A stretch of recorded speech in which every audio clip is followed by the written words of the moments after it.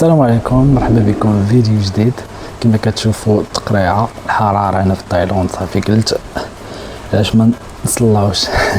كنتمنى تكونوا كاملين بخير، وكنتمنى يكون عجبكم الفيديوهات اللي درت قبل. المهم بالنسبه للناس اللي ما شافوش اخر فيديو تلقاوه هنايا ولا هنايا. المهم الموضوع ديالنا اليوم غادي نهضروا على الناس اللي باغيين يجيو لتايلاند على قصد ديال الزواج، يعني شنو الوثائق اللي يحتاجوا يجيبوا معاهم من المغرب، يعني باش ما يوقعوش داك المشكل تيجيو لهنا عاد يطلبوا لهم شي وثائق. المهم خليكم معنا، نبداو دابا. مرحبا بكم مره اخرى. المهم باش ما نطولش عليكم، ما تنساوش واحد اشتراك وواحد لايك وواحد كومونتير، ولا عجبكم الفيديو من تكملوه بارطاجيوه مع الناس اللي كتظنوا انهم مهتمين بالموضوع.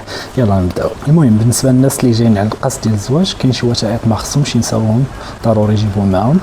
مثلا يجيبوا الشهاده ديال العزوبه، دابا ولا كتسمى تصريح بالشرف، يعني كتمشي للمقاطعه اللي قريبه لك وكتاخذها من المكتبه، داك الفورميلار كتعمرو صافي، كدوز عندك الرئيس اللي في المقاطعه ديالكم، المنطقه ديالكم، كيستيني لك وداك الشيء صافي كتاخذها. كتشوف شي مترجم محلف في المدينه ديالك ولا المدينه اللي قريبه لك من العربيه او الفرنسي على حسب الوثيقه ان اللغه خديتيها. لونجلي يكون مترجم محلف. قدرتي تمشي للمترجم ديال وزاره الخارجيه مزيان، ما قدرتيش ماشي مشكل، شوف شي مترجم محلف في المنطقه ديالك. الثمن تقريبا 100 درهم، 150 حتى 200 250 ماكسيموم باش كيصاوبوا. المهم غادي تترجم داك التصريح بالشرف ديالك.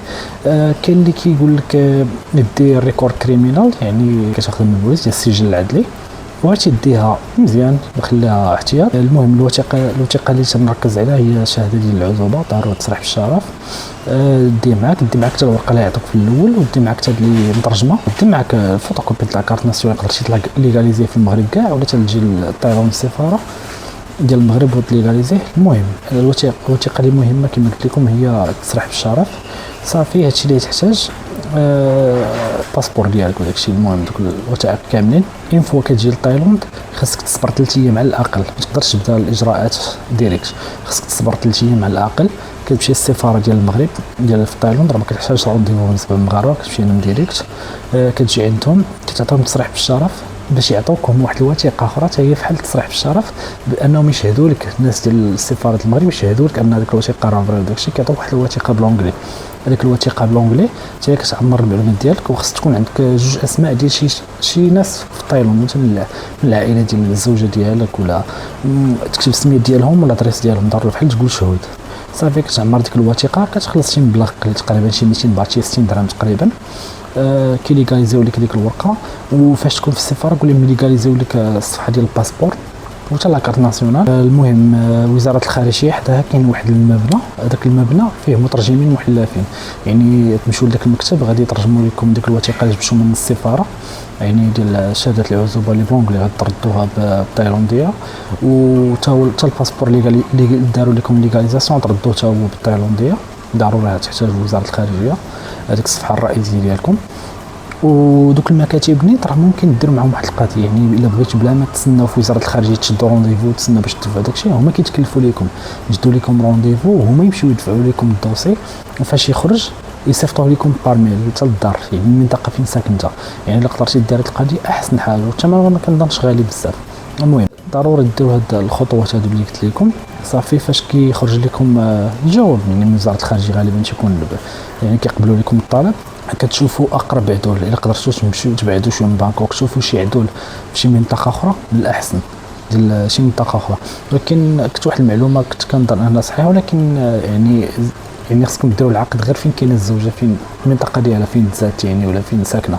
لكن كنظن دابا تاكدت، كنظن انه ممكن ديروا في اي منطقه في تايلاند، يعني سيروا للبلايص اللي ما فيهمش الاجانب بزاف، ما فيهمش الاكتظاظ، باش ما تشدوش النوبه. كتشوفوا المنطقه ديال مثلا ديك الزوجه ديك السيده اللي تزوج بها، المنطقه فين كتصاوب لا كارت ناسيونال والباسبور، يعني في المقاطعه ديالهم تما غادي تاخذوا العقد ديال الزواج ديالكم. يعني تما ديروا الطلب، تجيبوا دوك الوراق، هي راه عندهم هما السيستم العقد ديك التصريح بالشرف ديالها، ولا غادي يخرجوه في البلاصه. صافي الباسبور ديالك غتخلصوا شي واجب ديالكم، يقولوا لكم واحد 3 ايام تقريبا. الا كنتو في شي منطقه بعيده على بانكوك، كنتو في بانكوك نواحي، يقدروا يوصلوكم حتى شهر شهرين حتى 3 شهور في النوبه. المهم الا قدرتوا تخرجوا على بانكوك شويه تشوفوا شي مكتب العدول من الاحسن، يعني شي مقاطعه. صافي غادي يقولوا لكم مثلا المده اللي يقولوا لكم 3 ايام ولا 10 ايام ولا 15 يوم، ترجعوا تاخذوا العقد الزواج ديالكم. يعطوك واحد ديالك واحد ديالها. بغيتي عاوتاني مثلا اللي كنتو مرة تسافروا وتخرجوا للمغرب ولا هاد، بغيتو عقد الزواج يكون حتى بالونجلي، غترجعوا عندك المكتب ديال الترجمه اللي قلت لكم حدا وزاره الخارجيه، غادي يترجموه لكم بالونجلي. ومن الاحسن خليوه عندكم، ولا ترجموه لكم بالونجلي انا تنقول من الاحسن سيروا للسفاره ديال المغرب ويديروا لكم ليغاليزاسيون لذاك الاخر، يعني باش تجيو المغرب باش تمشيو اوتيل باش تمشيو نظام يطلبوا لكم العقد تعطيوه لهم وتيوافقوا لكم. المهم ما كاينش شي شروط زعما اللي صعاب، غير تصبر شويه وصافي.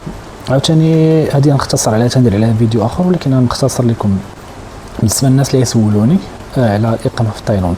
ماشي كاع يعني انك خديتي العقد الزواج صافي غادي تاخذ الاقامه، لا.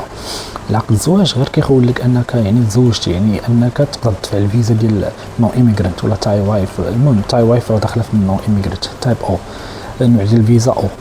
المهم ضروري خصك تفتح كونت في ديال لا بنك في تايلاند الا بغيتي زعما تبقى، وتحط فيه تقريبا 12 مليون مغربيه 400 الف بات 120 الف درهم. غادي تحطها في البنكه وتصبر عليها شهرين حتى 3 شهور، اديها للمكتب ديال الهجره، وغادي يعطيكم واحد الوراق اللي غادي تجيبوا. المهم غادي تعمروهم وداكشي وتقادوا ديك الوراق وداكشي، والبنكه النتايا تصبروا عليها شهرين وتعاودوا تخرجوا الورقه ان المبلغ كان شهرين ولا 3 شهور في ديك البنكه.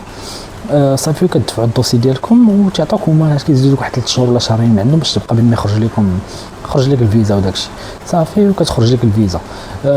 بزاف الناس عندهم مشكل ديال هاد القضيه ديال 400 الف بات، يعني الا قدرتي تلقى خدمه من الاحسن، ولكن الخدمه خص تكون تقريبا ب 40 الف بات للشهر، تقريبا شحال راه 1.5 مليون ولا، يعني الا قدرتي راه مزيان، ما قدرتيش صبر بدا تخرج من تايلاند وتعاود تدخل حتى توفر دوك الفلوس. المهم ما بغيتش نطول عليكم، فيديو غير قصير خفيف. المهم الا كانت عندكم اي تساؤلات خليوها لي في الكومونتير، الانستغرام ديالي كما ديما هو هذا، وان شاء الله غادي ندير لكم فيديو على القضيه ديال 400 الف بات وشي طرق كيفاش تصبروا، كيفاش يعني تبقاو في تايلاند بين ما تجمعوا داك المبلغ. هي الصهد الحراره تايلاند دات فيها الحراره. المهم كنتمنى يكون عجبكم هذا الفيديو، هذا غير فيديو خفيف ظريف. نتلاقاو في فيديو جاي ان شاء الله. ما تنساوش واحد لايك سبسكرايب وكومونتير. يلا نشوفكم، بيس.